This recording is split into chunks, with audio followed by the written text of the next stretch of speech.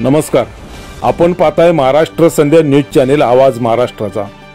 नमस्कार, बातमी मानखुर्द येथून Madhusudan building number 28 cooperative housing society या मानखुर्द येथील Madhusudan building 28 number cooperative housing society या सोसायटीचा निवडणूक उद्या संपन्न होत आहे आणि या निमित्तानं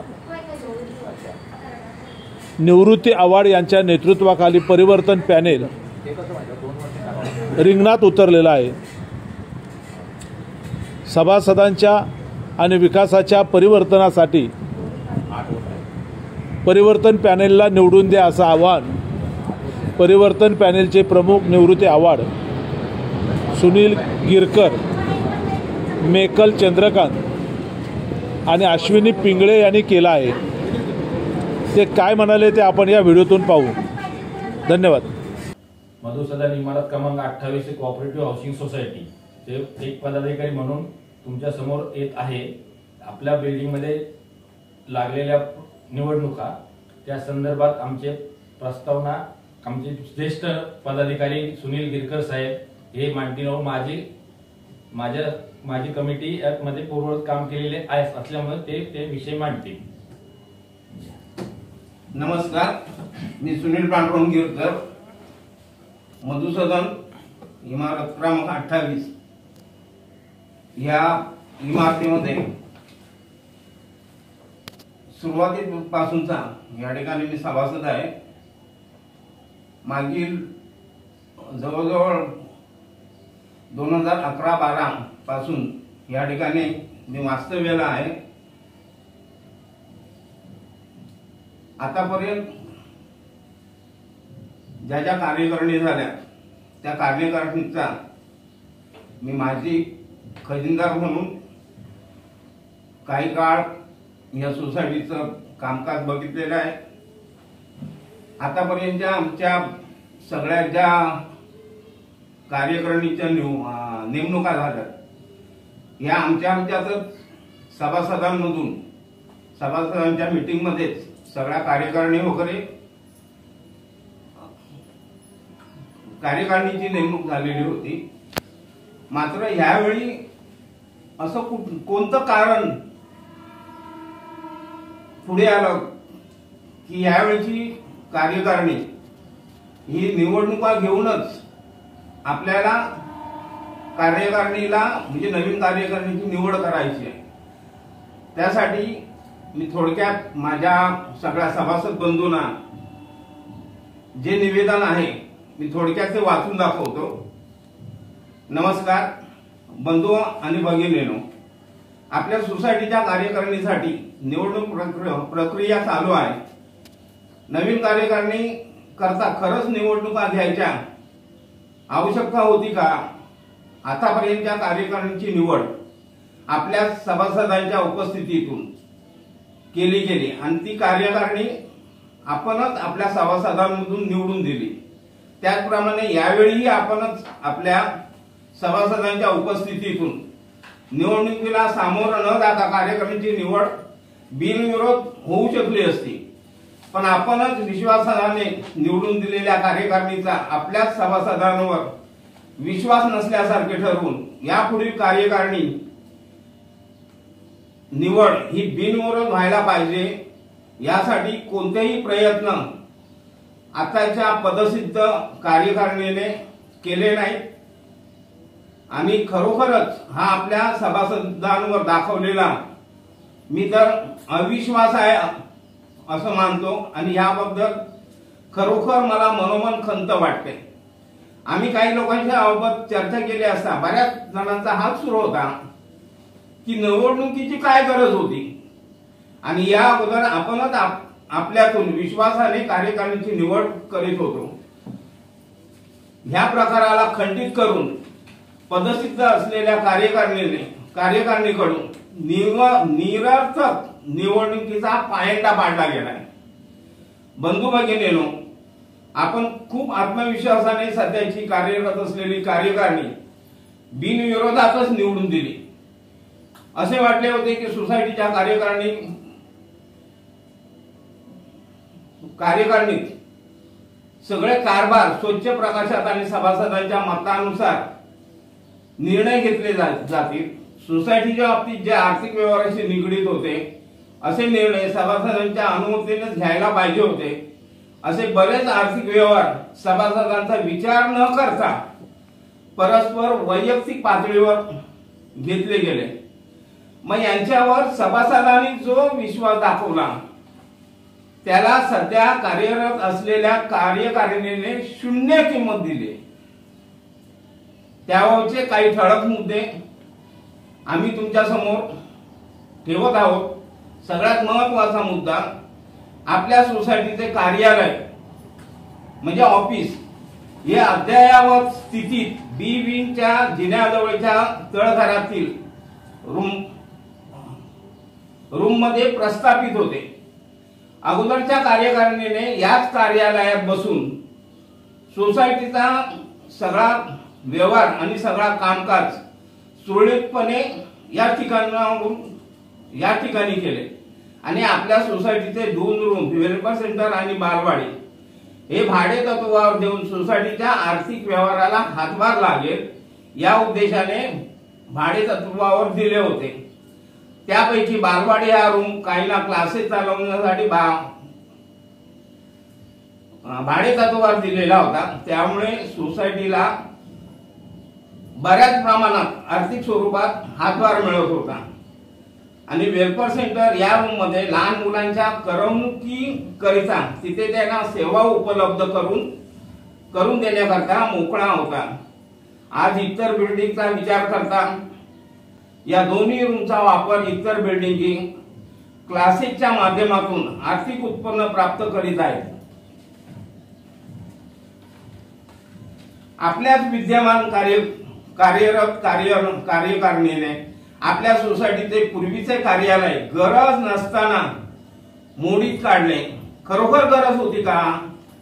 वेलफेअर सेंटरच्या रूम मध्ये नवीन कार्यालय हजारो रुपये खर्च करून तयार केले गेले। बंधू भगिनींनो,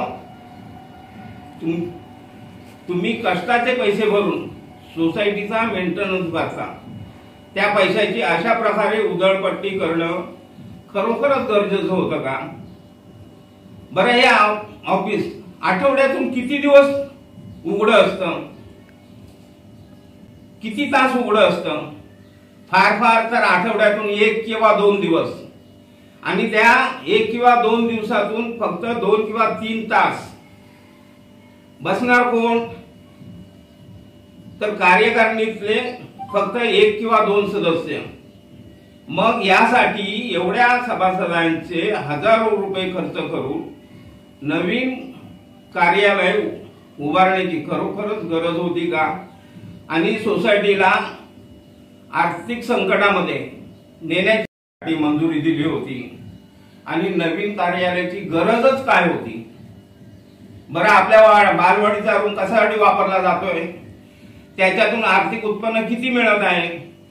आमच्या निदर्शनानुसार अनेक वर्षे हा रूम स्वतःच्या वैयक्तिक कामासाठी काही व्यक्ती वापरत आहेत। जर वेलफेअर सेंटरचा रूम आणि बालवाडीचा रूम भाडे तत्वावर दिला गेला असता तर सरासरी प्रत्येक रूमचे किमान 10,000 रुपये, असे दोन्ही रूमचे मिळून किमान 20,000 रुपये प्रत्येक महिन्याला एक सोसायटीला प्राप्त झाले असते। एका वर्षाला 2,40,000 रुपये प्राप्त झाले असते। मग मागील 6 वर्षाचा हिशोब बंधू भगिनींनो आणि सभासदांनो, हा हिशोब तुम्हीच काढा। मग या कार्यकारिणीने सोसायटीचे आर्थिक नुकसान किती केले हे तुम्हाला स्वतःलाच विचारा। हे बरोबर आहे की चूक आहे? तुम्हीच ठरवा। मग सोसायटीला आर्थिक ओढाताने नेऊन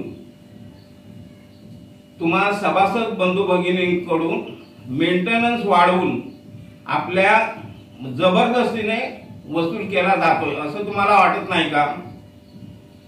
मुद्दा दुसरा, मध्यंतरी एअरटेल कंपनीने बिल्डिंगवर टॉवर किंवा बूस्टर लावण्यासाठी मागणी कार्यकारिणीकडे केली. कार्यकारिणीने स्वतःच्या मनाने त्याला मंजुरी दिली. आपल्या चिटणीस साहेबांच्या म्हणण्यानुसार त्यांचे टेस्टिंग चालू होते. तर तो यांनी प्रथमतः आपल्या सभासदांची बैठक घेऊन हा प्रस्ताव सभासदांसमोर का ठेवला नाही?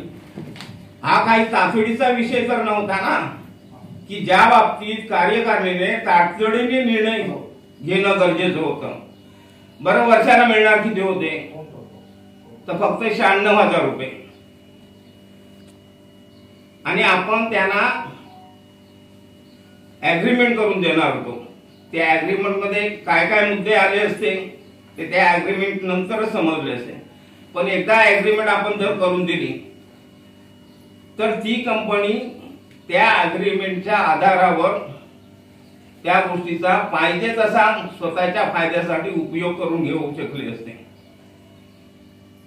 मग आपल्या वेलफेअर सेंटर आणि बालवाडी हे 2 रूम जर भाडेतत्वावर दिले गेले असते तर ह्या 2 रूमच्या माध्यमातून कमीत कमी वर्षाला 2,40,000 रुपये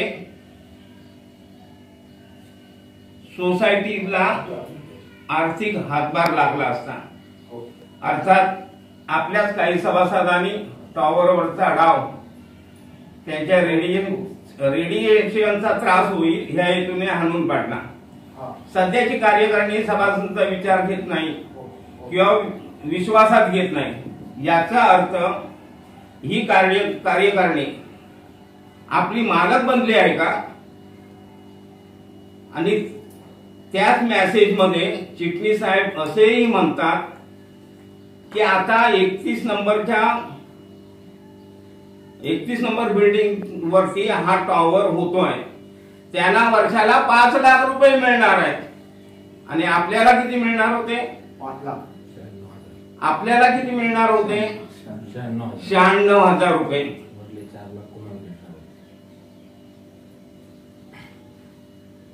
बंधू भगिनींनो, इथे समजून घ्या, 31 नंबर बिल्डिंगला 5 लाख रुपये आणि आपल्या बिल्डिंगला फक्त 96,000 रुपये. ह्याच्यातच कार्यकारिणीची मानसिकता कशा पद्धतीचे सभासदांच्यासाठी तयार झालेली आहे ह्याचा तुम्हीच विचार करा. सभासद बंधू भगिनींनो, सध्या कार्यरत असलेल्या कार्यकारिणीच्या बेजबाबदारपणाच्या काही 1-2 गोष्टी आम्हाला इथे नमूद कराव्याशा वाटतात. मला वाटतं त्या गोष्टी आमचे पॅनल प्रमुख श्री निवृत्ती आव्हाड हे तुमच्या समोर मांडतील अशी मी त्यांना विनंती करतो. Madhusudan building number 28 cooperative housing society परिवर्तन पॅनल. मी निवृत्ती आव्हाड तुम्हाला काही विशिष्ट मुद्द्याबद्दल माहिती देण्यासाठी इथे आलेलो आहे. उदाहरणार्थ आपल्या बिल्डिंगची जागा जी आपल्याला भरपूर असा इन्कम सोर्स असल्या होता, जेणेकरून वर्षाला आपल्या 2.5 ते 3 लाख रुपये आपला इन्कम सोर्स त्यातून झाला असता. जी जागा 5 ते 6 वर्षापासून कोण वापरतं याचा आम्हाला काही माहिती नाहीये. ती कशासाठी यूज केली जाते ते आम्हाला माहित नाहीये. दुसरी गोष्ट, ज्या प्रकारे त्या जागेतून होणारे इन्कम 5 ते 6 वर्षात पकडलं तर 13 ते 14 लाख रुपये होतं. ते 13-14 लाख रुपये जर कमिटीकडे भेटले असते तर सभासदांना 24,000 रुपये जो इमारत निधी काढण्यात आला हा भोर्दंड सभासदांना बसला नसता. दुसरी गोष्ट, ज्या प्रकारे तुम्ही टेरेसचं काम केलं तर त्या कामासाठी लागणार तुम्हाला 8 लाख रुपये. जे 8 लाख रुपये कामासाठी लागत असताना तुम्ही 24 लाख रुपये का काढले सभासदांकडून? जे एक कोटेशन तुम्ही टेंडर मागवायचं असतं त्यातून त्याचं बजेट किती होतं? 8 लाखात आपलं काम होत असेल तर सभासदाकडनं आपण सरासरी 10 लाख रुपये अमाऊंट काढणं योग्य होतं. तर वरचे 14 लाख रुपये कशासाठी काढले? हेच जर तुम्हाला 14 लाख रुपये बँकेत ठेवायसाठी काढायचे होते तर लोकांचे पैसे त्यांच्या खिशात बँकेमध्ये काही जड झाले होते का? दुसरा मुद्दा, जे आपण रजिस्ट्रेशनसाठी 3,000 रुपये काढले होते ते कोण वैयक्तिक व्यक्ती वापरत होता? त्याच्यासाठी बँकेत अकाउंट नव्हतं का आपल्या सोसायटीला? त्याच्या व्यतिरिक्त जो 4 वर्ष रजिस्ट्रेशन व्हायच्या आधी 4 वर्ष कारभार झाला, तो बँकेत का झाला नाही? त्याच्या आधी तुम्ही चेकने पेमेंट का घेतलं नाही लोकांकडे? ते 2022च्या अहवालामध्ये तुम्ही रितसर दाखवताय का 16 लाख रुपये तुमच्याकडे बॅलन्स कसे काय? हे तुम्हाला निबंधकाने विचारलेला प्रश्न आहे. हा वैयक्तिक माझा प्रश्न नाहीये. 16 लाख रुपये तुम्ही कमिटी स्वतः कशी वापरू शकते? हे 16 लाख रुपये जर बँकेत असते तर याचा फायदा इमारतीतील सभासदांना कमिटीला झाला असता की नसता? 4 वर्षाच्या व्याजाप्रमाणे प्रत्येक सभासद सुज्ञ आहे, त्यांनी विचार करून हा उत्तर मला प्रश्नाचं उत्तर सर्वांनी सांगावे. याच्या व्यतिरिक्त जो आपण 3,000 रुपये निधी काढला होता रजिस्ट्रेशनसाठी 3,000 रुपये काढलेला निधी एक व्यक्ती जो बिल्डिंगचा कमिटी मेंबर असताना गावी येऊन गेला होता, त्याने 2 टप्प्यामध्ये रिटर्न पैसे केले आपल्याला. 1 टप्प्यामध्ये नंतर त्याने 2 टप्प्यामध्ये त्याने पैसे रिटर्न केले. या पैशाचा 3 वर्षानंतर यूज झाला असता. 2022ला त्या पैशाचा यूज झाला, 19ला आपण पैसे काढले, तर 3 वर्षात त्याचं व्याज किती झालं असतं? जेणेकरून आपल्याला वरचे 2-2 हजार रुपये आपण परत दिले रजिस्ट्रेशनला, तो कमी झाला असता आपला. दुसरी गोष्ट, 2 वर्षापूर्वी कमिटीने मीटिंगमध्ये या बिल्डिंगमध्ये भानामती सारखे प्रकार घडत होते. कुणाच्या घरापुढे तांदूळ टाकणे, कुंकू टाकणे, हळद टाकणे, याच्या संदर्भात कॅमेऱ्याचा निर्णय घेतलेला होता आणि त्याचा डेमो सुद्धा कमिटीने दिला. डेमो देताना कॅमेऱ्याचं रेंज तुम्ही दाखवतात आहे, पण कॅमेऱ्याची किंमत का शो करत नाही का? ह्या कॅमेऱ्याची किंमत ह्या प्रकारे आहे, त्या कॅमेऱ्याची किंमत त्या प्रकारे आहे, जेणेकरून सभासदांना कळेल का बाबा आपल्याला फायदा किती आहे, ह्या कॅमेऱ्याचा आपण यूज किती करणार आहे, स्वस्तवाला लावायचा की महागवाला लावायचा, हा एक मुद्दा आहे.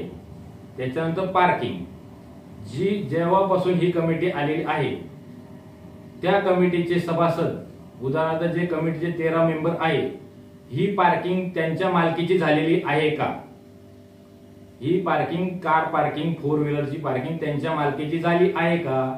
तसं कमिटीने डिक्लेअर करावं. आम्ही दुसरे सभासद ज्यांच्याकडे वाहन आहे ती लोक गाडीची पार्किंग मागायला जाणार नाही. दुसरी गोष्ट, ज्यांच्या गाड्या तिथे लागतात त्यांच्या सायकली पण त्यांना तिथे लावायला भेटतात. बाकी सभासदांच्या सायकलींना गोडाऊन बनवून ठेवलंय, जेणेकरून त्या सायकलीची परिस्थिती चालवण्यालायक राहत नाही दुसरं, आणि पार्किंगला जागा पण नसते सायकल. आणि ज्यांच्या गाड्यामध्ये 4 जणांच्या गाड्या लागतात, रिक्षा लागतात, त्यांच्या सायकली त्यांच्या गाड्यांपाशी लावल्या जातात. वरून टेरेस, ज्या टेरेसला आपण 8.5 लाख रुपये खर्च केले, 7.5-8 लाख रुपये खर्च केले, ते टेरेस जून महिन्यामध्ये पावसाळा चालू व्हायच्या टायमाला काम केले गेले. मागच्या वर्षी जून महिन्यात पावसाळा चालू झाल्यानंतर काम चालू केले, आणि टेरेसचे काम पावसाळ्यात केलं जातं का हे कॉन्ट्रॅक्टरनी स्वतः सुज्ञ नसल्याने त्यांनी समजून घेणे.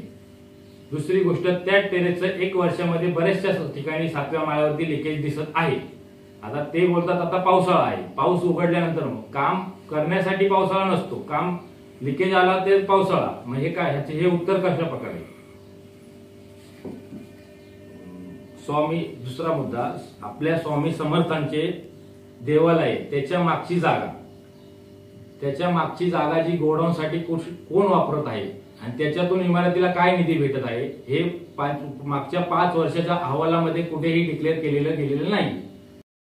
नियमावली, चपलाचे स्टँड, कुत्रे पाळू नये, असे अनेक मुद्दे त्यामध्ये आहे. पण जे कुत्रे पाळू नये त्या कमिटीत असणाऱ्या सभासदांच्याच घरी कुत्रे आहे, तर त्याच्या ह्या कमिटीला कंटाळून, यांच्या कारभाराला कंटाळून एक आम्ही परिवर्तन घडवण्यासाठी सहकार्यांच्या मताचा आधी अभ्यास केला का तुमचं सहकार्य असेल तर आम्ही परिवर्तन घडवण्यासाठी तयार आहे.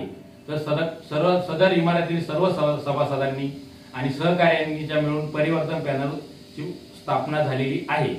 याच्या व्यतिरिक्त परिवर्तन पॅनल निवडून येणारच आहे, आणि आमचा पॅनल आला की आम्ही केलेले विकासाचे मुद्दे तुमच्या समोर ठेवत आहे. उदाहरणार्थ, पहिला मुद्दा, सर्व इमारतींना त्यांच्या कार्यकारिणीने शेअर सर्टिफिकेट दिलेले आहे. आपल्या सभासदांना अजून ते न मिळालेले शेअर सर्टिफिकेटचे प्रथम वाटप केले जाईल. दुसरा, घर खरेदी विक्री व्यवहार अंधारात राहणार नाही. विक्री करिता प्रथम प्राधान्य सभासदांना देण्यात येईल. वैयक्तिक फायदा कुणालाही घेता येणार नाही. तिसरा मुद्दा, भाडे करू ठेवण्यासंबंधित आपण सर्व चर्चेतून ठराव करू. या व्यवहारात पूर्ण पारदर्शकता आणण्याची आहे. कोणत्याही सभासदांचे किंवा भाडेकरूचे वैयक्तिक आर्थिक नुकसान होणार नाही याची काळजी घेऊ. चर्चेतून 2 चाकी 4 चाकी वाहन पार्किंग समस्येवर आपल्या सर्वांच्या सोयीच्या नियोजनात बदल करू. इमारतीतील मेंटेनन्स व्यतिरिक्त बाहेरून निधी कसा येईल याचे नियोजन करू. मेंटेनन्स वाढवायचं नाही. आतापर्यंत बालवाडी, वेलफेअर सेंटर, छोटे गोडाऊन 2, स्वामी देवालय मागचे स्टोरेजची जागा कार्यकारिणी सदस्य वैयक्तिक काम करता वापरत होते, ती आपण त्या प्रमाणात नुकसान झाले आहे ती भरून काढू. जुनी सोसायटीच्या ऑफिसचा उपयोग करू. त्या सर्व जागा इतर इमारतीप्रमाणे भाड्याने देऊन वर्षाला लाखो रुपयाची इमारत करता फंड तयार करू.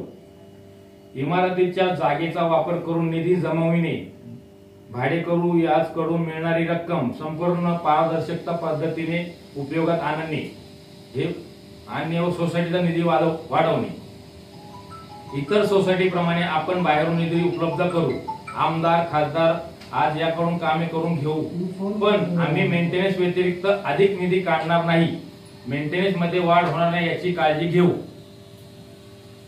आपल्या विद्यार्थ्यांसाठी माझ्या मनातली संकल्पना ही स्वतःच्या माझ्या, आपले रूमचा एरिया 250 स्क्वेअर फूट आहे, जेणेकरून 4 माणसं आणि एखादा म्हणजे मुलांना अभ्यासासाठी गैरवापर म्हणजे जागा उपलब्ध होत नाही, तर आपण आपल्या विद्यार्थ्यांसाठी मोफत वाचन अभ्यासिके चालू करायचा माझ्या डोक्यातला विचार आहे. हा आम्ही सर्व आपण एजीएम लागल्यानंतर आपण याच्यावर डिस्कशन करून तुमची सहमती असेल तर मी हा निर्णय घेणार आहे, जो माझा पहिला महत्वाचा मुद्दा असेल.